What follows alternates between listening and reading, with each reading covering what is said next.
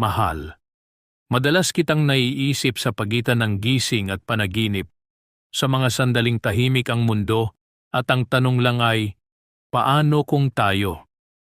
Hindi ko man masilip ang hinaharap, may bahagi ng puso kong patuloy na kumakapit sa posibilidad na sa dulo, baka tayo pa rin. Hindi malinaw ang plano ng tadhana para sa atin. Minsan, malinaw na wala. Minsan may mumunting pag-asang ayaw mamatay. Alam kong alanganin ang bawat hakbang, pero bakit ganito? Bakit parang may liwanag kahit sa gitna ng pag-aalinlangan?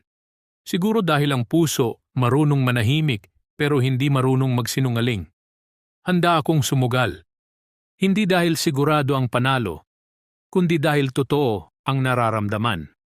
Lalangguyin ko ang lalim kahit hindi ko alam kung hanggang saan, sasalubungin ko ang sakit kung mauulit man. Dahil kung may kapalit itong baka tayo, sapat na iyon para tumalon sa dilim. Kung kahapon ay hindi pwede, baka ngayon. At kung ang unay maling panahon, baka ang susunod ang tama. Hindi ko hinihingi ang katiyakan. Isang tanong lang ang dala ko. Paano kung tayo nga?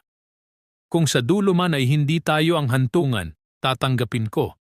Pero habang may malay mo, pipiliin kong maniwala.